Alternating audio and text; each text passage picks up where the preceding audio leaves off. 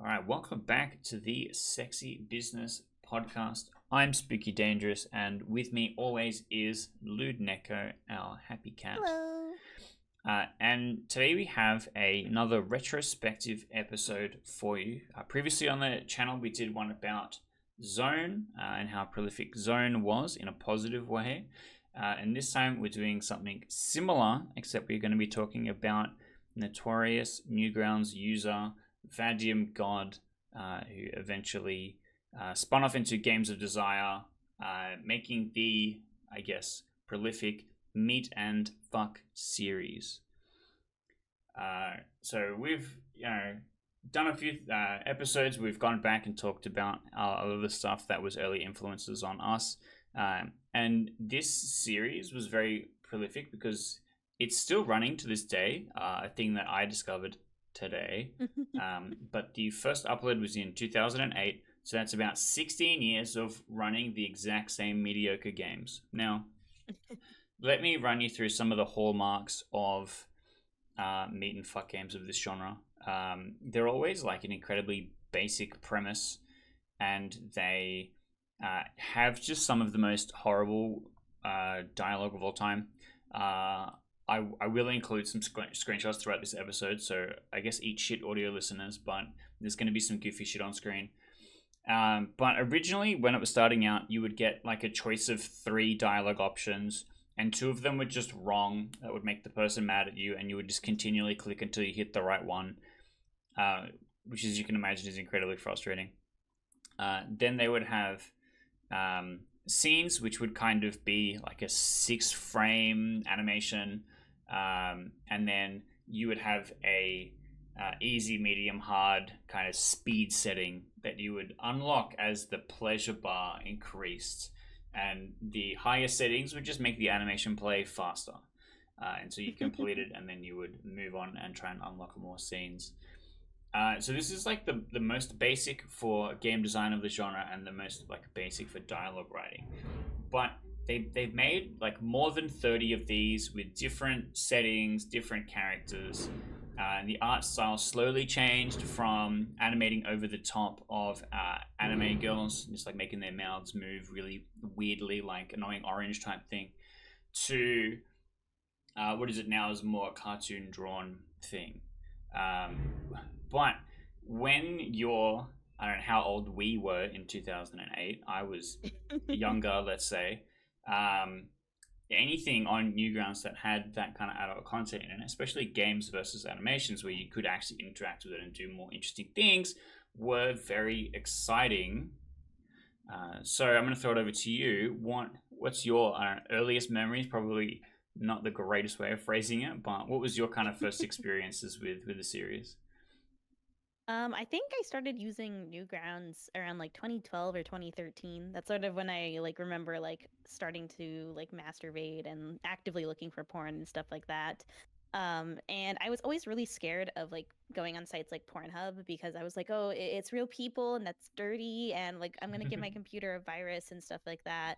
So instead, I would go on sites that were like trustworthy but had porn on them. So like fanfiction.net, Tumblr, and then eventually I found Newgrounds because I think I had just been watching animations there. And we already talked about Zone Tan, but I was just going through like all of the popular games, and of course, there's like a bajillion just meet and fuck games that were at the very top.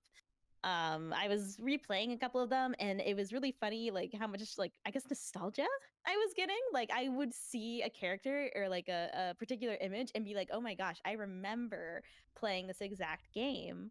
Like there was one like BDSM themed one where like you have a girl who's all tied up and you get to do things to her or whatever. And like I remember playing that one. I don't think I really understood what I was doing to her because I wasn't super familiar with BDSM.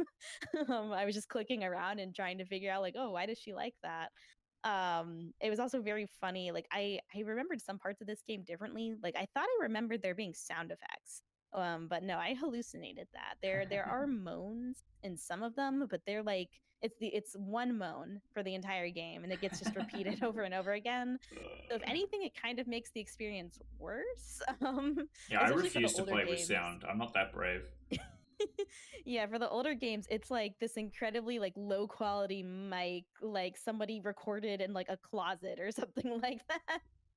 Um, but I still have a lot of like I said, nostalgia. Like I remember the Christmas series of games and their mascot character who's like this little Red Riding Hood sort of girl. And of course, they have a bunch of parody games similar to Zones. They have some like anime parodies. They have some like popular cartoon characters, some anime characters.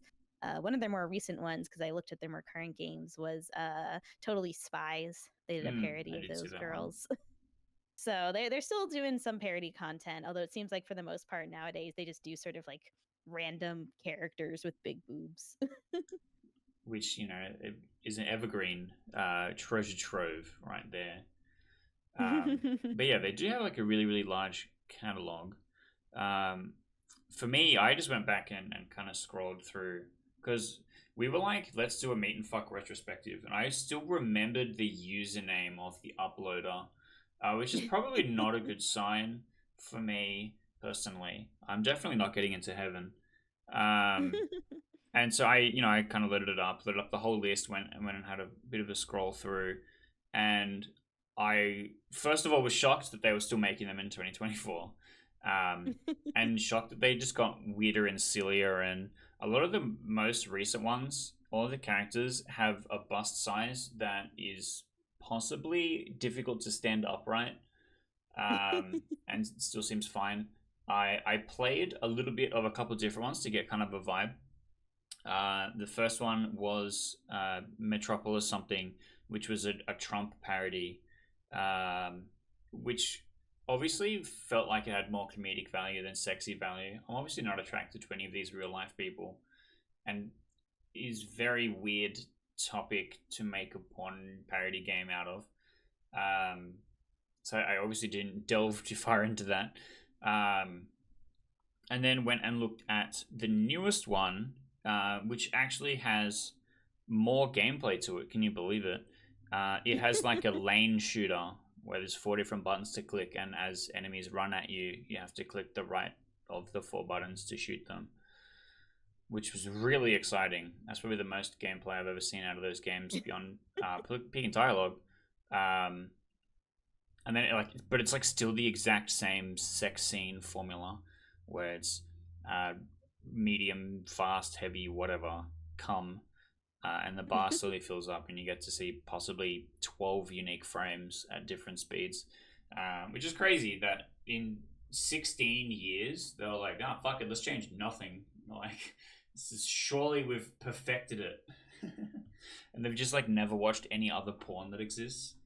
Um, which is, I don't know, it's kind of crazy to me. But it must just be like a thing where they're like, this is the amount of hours that I put in, this is the amount of money that I make, and I don't want to change either of these things, which is kind of based. But I don't know, maybe I just have different, I want different things. Maybe I'm just not 14 anymore. But after doing that, I went back and had a look at the very, very first ones, which was much more the animating on top of like anime girls, and then horrible dialogue, and you're looking at the three horrible dialogue options, and you're like, which one of these is the least fucked? And it's actually hard to try and just not be the cunt character that they're trying to convince It's you that so you are. funny. It's so hard. So I don't know why I played so much of these games when I was a kid. There must have just been nothing else, realistically. Um, Yeah, I mean, I don't remember there being like a ton of great stuff on Newgrounds in like the early 2010s. I feel like it was like mid 2010s that there was a little bit more diversity. So you had some more options. But like I feel like it was like this. You had all the zone stuff. You had all of those like Samus and Legend of Crystal games, like those mm, kinds of like platformy sex games. And then it mm. would just be like a bunch of like absolute garbage. Like stuff that's actually worse than meat and fuck, believe it or not. Yeah, because I guess like people are. I watched the history of the SFM, kind of a studio filmmaker, rising to power, and like why things like Overwatch contributed so much to this genre and was able to create and upskill so many things. And people were like, "This new thing happened, and had new access to this tool, and we were able to make all these cool things." What's really interesting to me is that Flash games, Flash doesn't exist anymore. Um, Flash doesn't even have support in your browser anymore. Like you have to get a specific plugin just to be able to run Flash games, and most of them have been updated to other new different software. So it's so outdated, and so many new tools have come in and existed. How have they not gone through the same path of, oh, here is a cool new thing I can do. Here is, here's all my different animation technology. Or I'm also surprised I didn't see any, because like with visual novels, I see a lot of 3D rigging stuff where they just take screenshots and that's like your character gallery, and they just take several screenshots of different reaction faces or poses or scenes or whatever, and that's all the art like becomes 2D art for the game. I haven't seen any like equivalent of that for this, which is really weird. Like it's all the new gun stuff is still very much amateurly drawn 2D animated art, and so it's interesting that like maybe they just think that's what the platform wants, or like that's what's successful on the platform, and people kind of expect that from this place, and anything else ends up somewhere else, like Steam these days or itch.io. Um, so to me personally, it's really interesting to see what they created in a way that was like, here is something, and you go, wow, that's cool, that's something because I had nothing before. And then in that journey, the other creators came and made and built something better just somewhere else, I guess. Yeah, it is surprising that these games, like they're only on Newgrounds and their personal website. Like I can understand them not being on Steam because they would have to pay money to get it published on Steam. But like Itch is like pretty much free, right, to upload a Yeah. game. I also So I'm like no surprised one's they didn't just paying to play it, right? So I wonder what the actual business model is there. Like, are they is their whole ad thing site revenue. traffic, little ad Because they revenue? do they have a bunch of ads on their website, so they're Hmm. definitely getting some form of revenue from that. I don't think you don't get anything from like a Newgrounds view, do you? I'm not sure. I don't think so.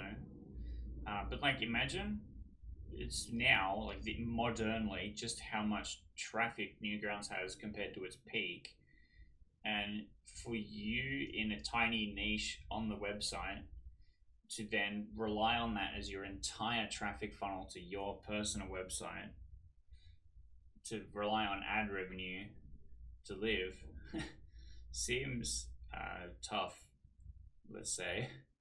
So I yeah, mean, I'm not sure. maybe there's like an audience of older people who don't like really know how to get games on Steam and itch.io and stuff like Maybe. that. So they can just go to the Meet and Fuck Or site people like and us going for a nostalgia wank. They're like, you know what? yeah. I really miss this obscure Flash game from 2008. This is the only thing that will satiate my hunger. And one thing we did find out, I was exploring the current website, and they do allow other devs to just kind of like fucking upload whatever onto their site.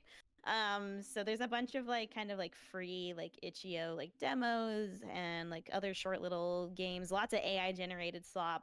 Mm, So I mean, I guess they're getting views and stuff from people who are submitting their shit there and folks who find it on this website because statistically it has to happen. true. That is true. So yeah, I wonder if there is just the slop pipeline or like actual users that are desperate for more slop. But I don't know. I think there's definitely more to be said about what Vadim got accomplished, right? Because surely making one, and at the time people were really excited because there's definitely like a shift in the middle somewhere where we switched from anime characters to like actually drawn more cartoon stuff, and like the animation's got a bit better, and instead of just like a little bit better than just the kind of stretch and twist kind of Oh, stuff. I discovered something right now. Oh yeah, Meet and Fuck has an MMO. I did see that. Yeah, And it has a premium account, so they can make money from that. It's $10 a month. Have a Jesus. premium Meet and Fuck account, which So I think maybe is that's the really whole important. pipeline, is to get people onto the MMO. But like, what's multiplayer about Meat and Fuck? Is this just the ultimate digital goon cave? I mean, I guess you can dress up your avatar and ERP with random strangers with shitty avatars. That seems like it's worth $10 a month. Um, that's It's like interesting. 3DX chat, but worse. But Yeah, for 2D Newgrounds Flash. hell yeah. I would have loved that when I was 14, and unfortunately, I am no longer. So yeah, like, and as I was saying, there's definitely been a shift at one point where they changed, but then didn't do that again. Obviously, they changed one time, that was enough. Um, but then like hitting that cartoon style, because I remember seeing both. I remember seeing the more cartoon style was like the stuff that I initially discovered, and then I went and played the older ones.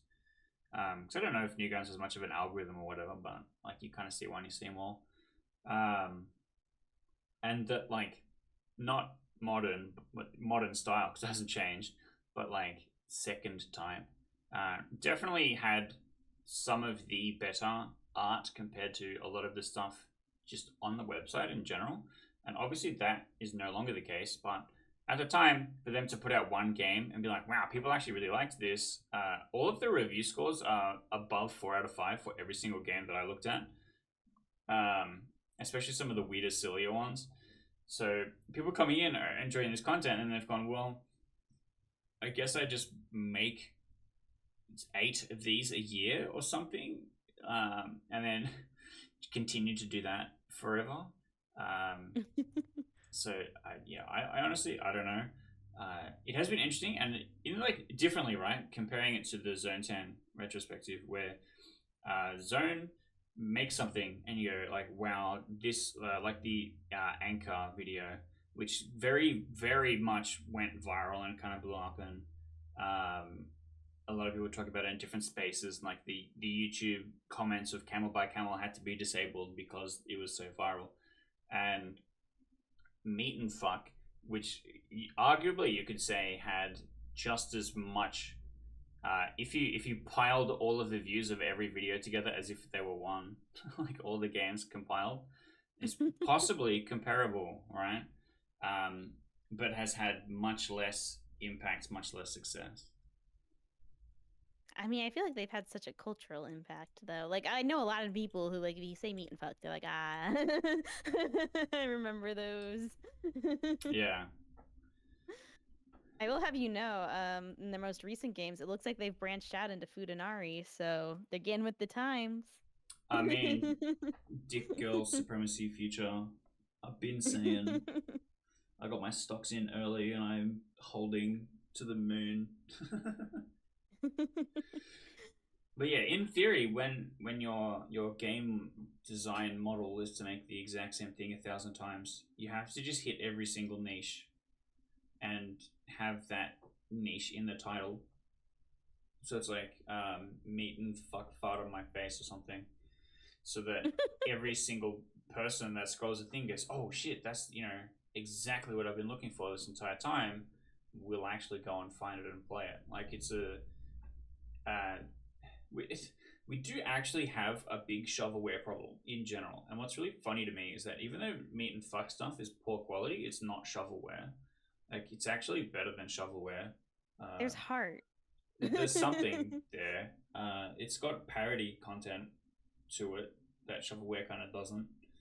Um, and a lot of it, it's probably the same length comparatively to a lot of shovelware that you see on Steam. But the difference is they're not charging for it, so it's like you got exactly what you paid for, I suppose. Mm.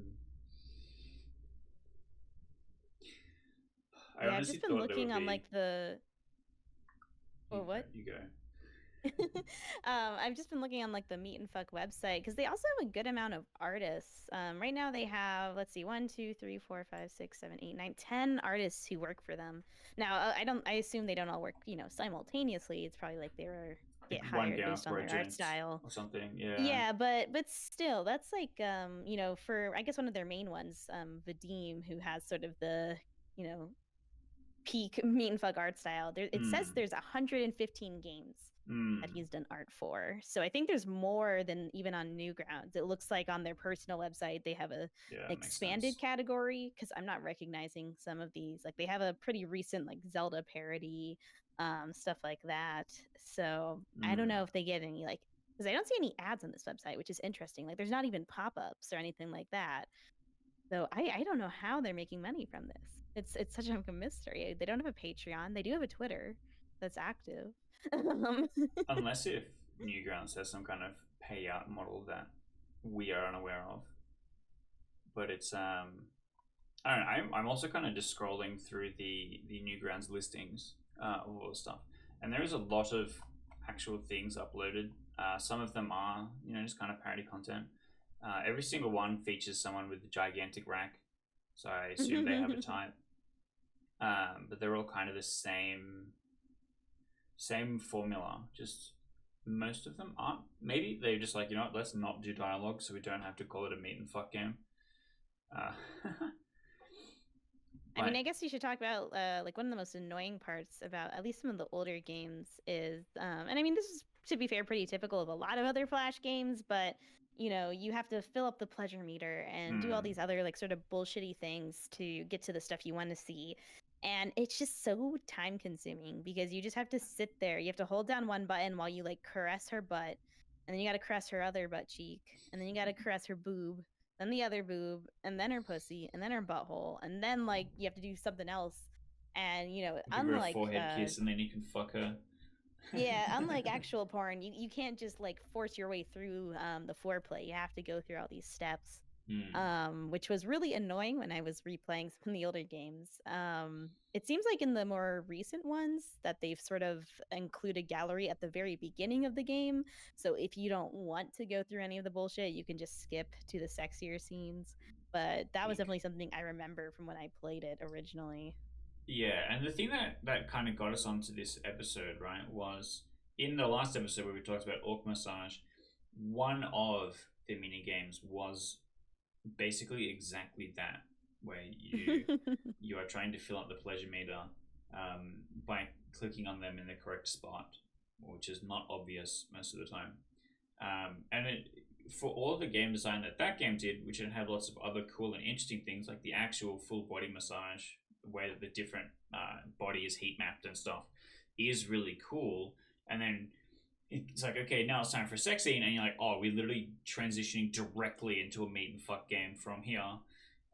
It like feels like a big downgrade, or they were inspired by this, or they just couldn't think of a better way to do it, which is obviously interesting. But like maybe because this is like really, if we are looking at the history of the game mechanic for like that specific thing, this is definitely kind of where it starts, right? Like I haven't found any other game that has anything other than pose options or speed or anything like that. This is really the first one where it's like, okay, and then you unlock the next thing, and then this is the next thing, and then the next scene, and then like all that kind of stuff. And a lot of other games kind of do it the exact same way. Yeah, I mean, there's just like a very clear formula, which I guess it almost reminds me a lot of like sort of corporate or like mainstream porn videos where like it's all the same lighting, all the same sort of like scenarios, like the stepsisters stuck in the washer, like whatever, stupid shit like that. And it all feels very like samey, but people love that shit. And so I think to an extent, like variations on the same, because ultimately a lot of us like familiarity when we're going for porn. You want something where you're like, you at least half know, like I can get off to this. And so I guess for people who still enjoy this art style or this style of game, or who really like just big honking titties all the time, I can imagine this is entertaining because it's like, oh, I constantly get something new with a different character or a different scenario, but I already know I'm going to enjoy the game itself. Yeah, because I guess if every character has the exact same silhouette, not that much changes game to game, except maybe like, oh, I recognize this character from this game or cartoon parody, or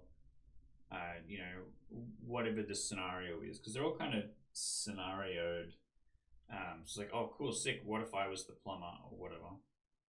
And then you're trying to just hit as many categories as possible, but like the core fan base knows that every game's going to be kind of the same, and they're still going to kind of enjoy it the same amount. I don't know that there's a parallel that I could do for that, where it's like I just recreate the same thing over and over again, because maybe it's because visual novels are a different medium, and also because people spend money on it, they expect it to be big and have more stuff. But as far as a Flash game on Newgrounds goes, because it's free, people come in, but they're still rating it so highly, and all of the comments are still so forgiving, and all of this kind of stuff. So I don't know. It's hard to tell. Maybe the fans really do like this specific type of thing, or maybe like us, they were just enjoying something that was so alone on the platform at the time when it started to really gain popularity. And I don't know, maybe they just curated a zealous fan base right at the correct time, and Meat The and only Fuck like became the biggest comparison IP. Yeah, the only comparison I can think of is I know there's like this series of games because I played one of them and it was like this like femboy mahjong.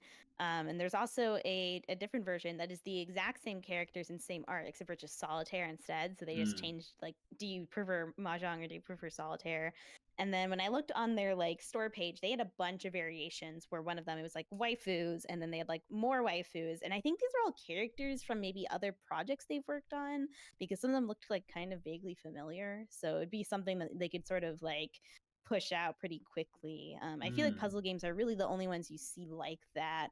Of course, you have a lot of like shovelware puzzle games that are just like AI generated girl puzzle or yeah. whatever. But there are a couple of ones where they are still like putting in some form of effort, but it's very much like, okay, we're going to use the exact same puzzle game, but we're just going to swap out the art. Yeah, I wonder what would happen if you fed every Meat and Fuck game into ChatGPT and asked Oh, it to make God. a new one, and what kind of strange hellscape we would enter, what kind of demon we would summon with that. I mean, some Um, of the new ones are already pretty cursed. yeah, yeah, because it already borders so much on parody, and I don't think ChatGPT would understand parody. It would just very earnestly create something that was horrible and scary. But leaving our audience with that fucking nightmare scheduled for tonight, um, we should perhaps conclude this episode. We have been trying to do a bit more variety wise on the show, because we don't just want to be doing playthroughs all the time, and we don't just want to be doing industry stuff all the time, because if we do industry stuff all the time, it's really depressing, because really only bad news happens. Very rarely we get good news to deliver. But going back and looking at some of the cool stuff, some of the milestones that you'll never know that we all share because of how prolific something was, is kind of cool and interesting. And it's nice to look back and see how much we've grown from there as well. It can give you a new appreciation for the kind of stuff that we do have, looking back at some of the stuff that we put up with at the time. But once again, this is the Sexy Business Podcast. I would love to know if you leave in the comments which episode of Meat and Fuck is your favorite. Surely there is a diamond in the rough, one that stands out among the rest. And maybe I'll go and play it, because look, if it's the good one, I'm interested and I want to find out and I want to go and check it out. And look, while you're typing something in the comment section, hit that like button, hit that subscribe button. It does help us out a lot. We've been nice and steadily growing as we've been going along. This is episode 25. So this is like 6 months of us putting together this show and working on it. So hopefully you're enjoying, and we appreciate all of you that have stuck around with us this far. And don't forget, if you click all the buttons, you get to make a happy Neko. And every week we're here trying to make a happy Neko, because that makes this office environment so much more enjoyable. And once again, hopefully we will see you next week on the next episode of the Sexy Business Podcast. Bye bye.